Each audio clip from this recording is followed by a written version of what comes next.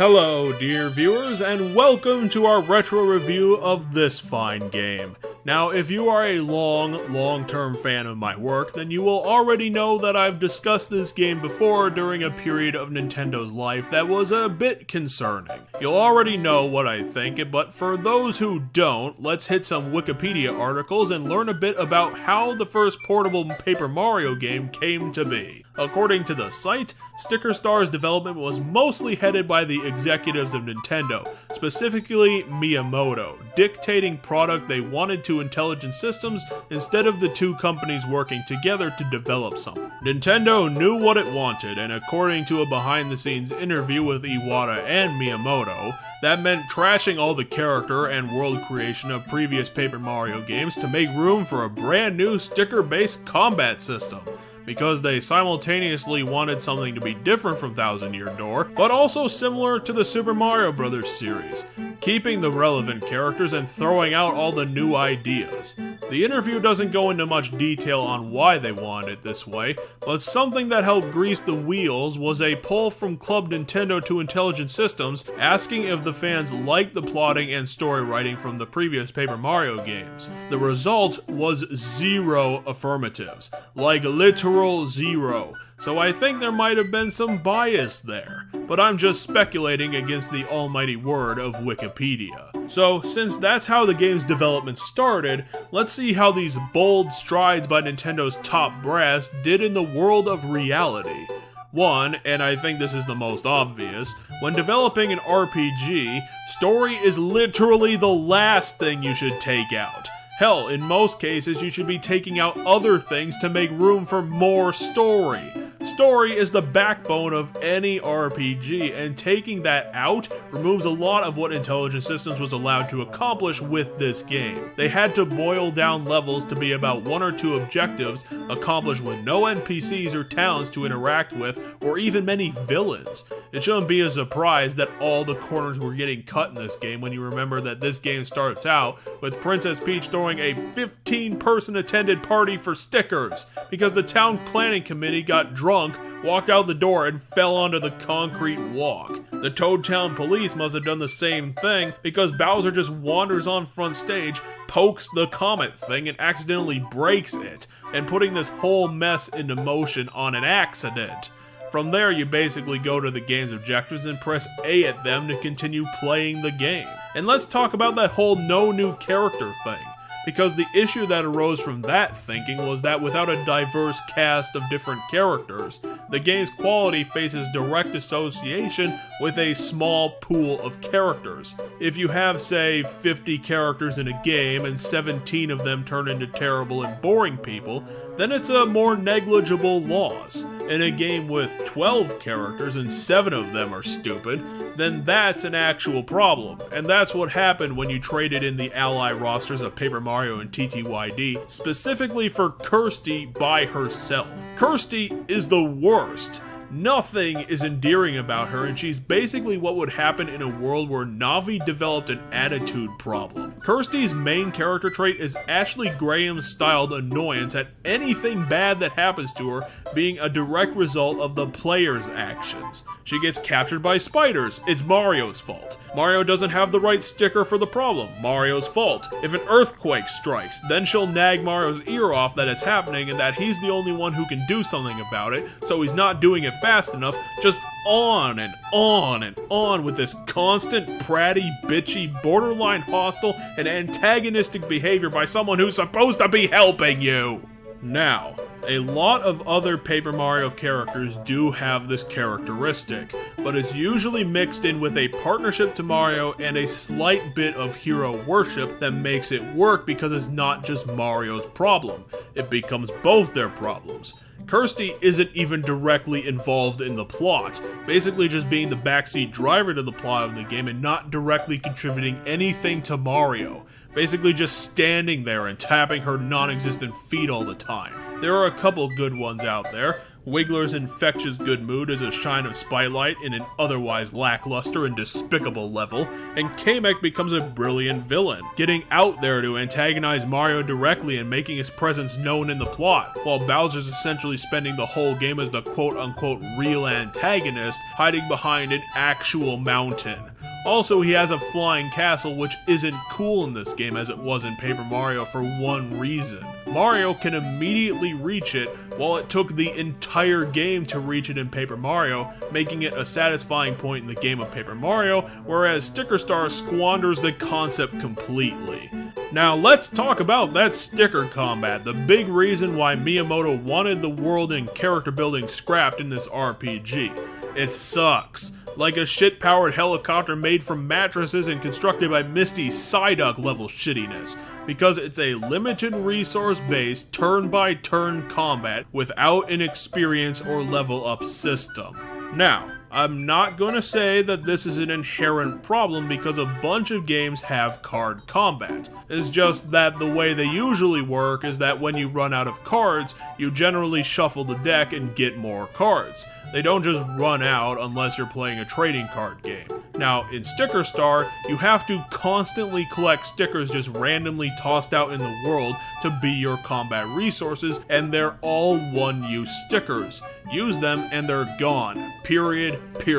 Also, the only reward you get for any combat is coins. Occasionally some random sticker drops. Since all the stickers in the game are one use and they are everywhere, it should suffice it to say that the combat gets really repetitive with you having 25 different stickers of the same move, which you need to have since in traditional Paper Mario manner, some enemies are weak to jump or hammer, but not both. And this brings up the obvious special move system the game has, where Mario can find shoddily 3D modeled random objects in the world to throw at a wall in the Toad Town and turn them into special stickers. These are all one use as well, and if you use them, they cost around 200 coins on average to repurchase. And most dangerously of all, these stickers are used as puzzle solutions to puzzles and boss fights, so if you don't have the sticker, you're forced to backtrack to buy it or to grind for cash, rather than in most RPGs where you develop a strategy around the moves you've unlocked to beat bosses. Here you just have to fit a key into a lock until it works. Oh, and the fun thing is that in boss fights, you are able to use the correct sticker at the wrong time in the fight that forces you to fail the puzzle and die. And most fun of all, in this game that tried to be a combo puzzle and role-playing game, you are forced to carry around all the solutions in Mario's Pocket in order to find problems and solve them, because being shown the solutions for a puzzle before the puzzle itself is fucking brilliant. Also, the game has a hard time telling you where the puzzles are, so half the time you are supposed to be solving puzzles in this game, you can't see them because the game doesn't tell you that they exist. With this game's obsession of using stickers to solve puzzles, you would be right to think that it's kind of weird for this game to be an RPG, especially with no level up system, and that's one of Sticker Star's bigger problems. It doesn't really have a genre. From the outset, the game calls itself an RPG, which it isn't at all since all you get for fights are coins, which you have to win by using your limited stickers. So it actually makes more sense in this game to run away from all the fights as hard as possible, since there are no consequences for not doing the fights, but there are for fighting the nondescript enemies, since the only way you can improve your combat abilities is to pick up better stickers. Go figure. The game isn't a good puzzle game because it has no idea of how to make one work, specifically the whole showing you the puzzle first and letting the player find the solution thing. The game isn't a platformer because Mario can barely jump and it's in 2.5D, which is the worst dimension for platformers. The game isn't an action one because there's no punch to anything you're doing, so it's more correctly filed under the umbrella action and adventure game, which is a bullshit title. Oh, and if you try to solve the puzzles in the world with the incorrect solution, the sticker disappears and you get shit on in the game. No do-overs, man, so hopefully you got a walkthrough around. There is no shame in having the walkthrough for this game specifically, since everything you do in this game has only one solution in a game where Intelligent doesn't show you where the puzzles are beforehand, or even tells you that there is a puzzle to be solved. In order to use stickers in the world, Kirsty has access to an incredibly weird ability, where she's able to take Mario into the third dimension outside of the universe of the game, freeze time in the universe, and allow Mario to transport 3D items into the 2D world. What makes this weirder is that villains like Kamek and Bowser Jr. can also do this. But if they can do that, why don't they just crumble up Mario and throw him out of the universe? Mario had an ability like this before in Super Paper Mario where you could transcend dimensionality, but that worked in context because it was put into the world building. Here, there is no context for it, so it's a bit off-putting and really stupid that Mario can do this, but also not use it to kill all his enemies and immediately win the game. You could argue that it can only be used on items in areas that have been affected by royal stickers, but by that point you're trying to justify its shitty design instead of trying to find ways that it makes sense in the game that it exists in. Yet that's the big problem with the whole game. It's shitty design ideas from front to end. The combat sucks because the only way to win the big required fights is to use one sticker at the correct time, or else the correct sticker becomes incorrect and all the regular fights are worthless to do since you lose valuable combat resources for zero gain. The puzzle design sucks since the game frequently can't tell you what the correct answers are supposed to be, or even if there's a puzzle to be solved existing there in true Sierra fashion,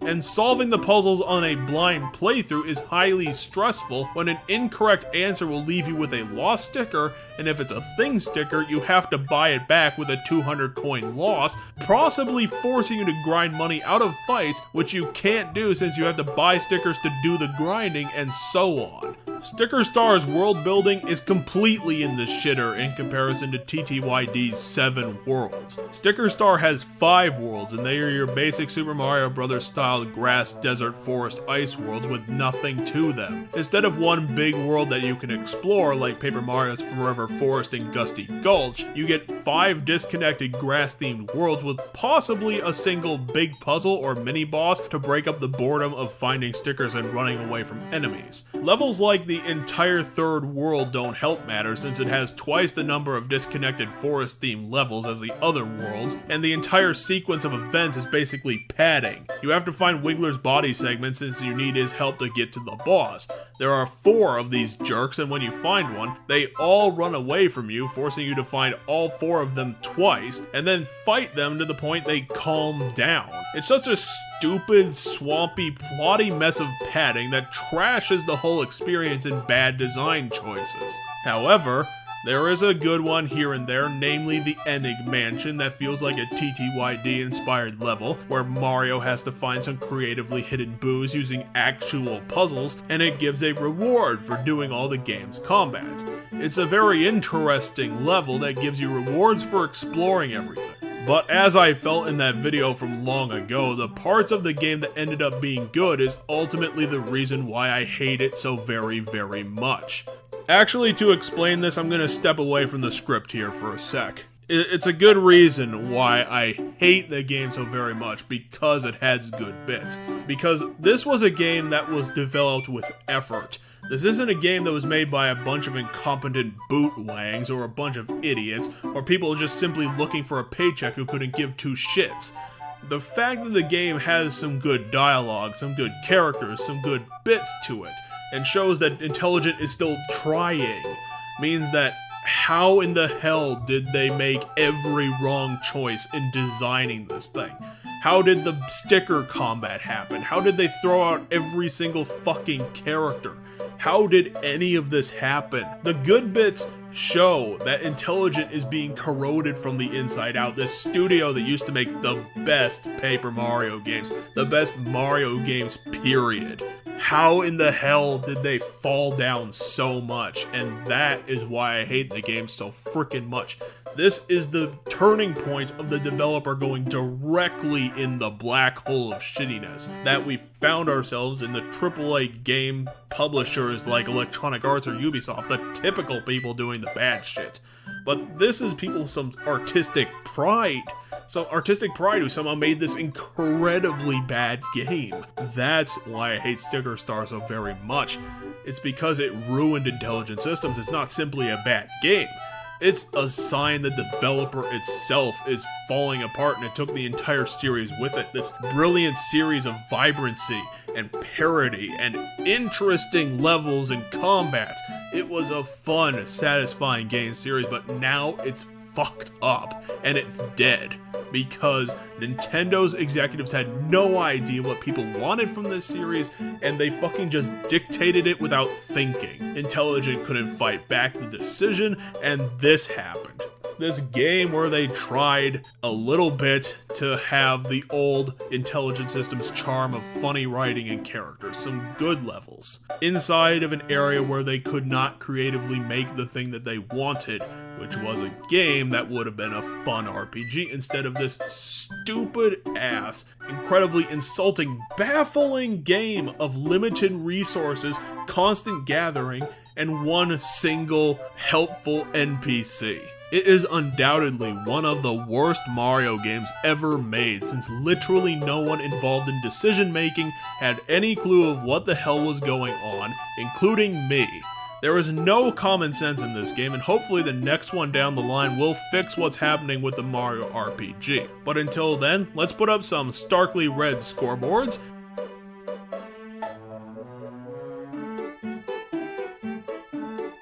And a final victory for gamers, because where Nintendo fails, we shall live on as proud gamers. See you next time.